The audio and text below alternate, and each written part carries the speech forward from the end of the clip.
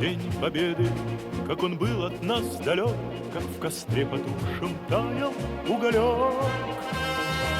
Были версты, обгорелые в пыли, этот день мы приближали, как могли. Этот день Победы порохом пропах. Это праздник с сединою на висках, это радость со слезами на глазах. День Победы, День Победы, День Победы.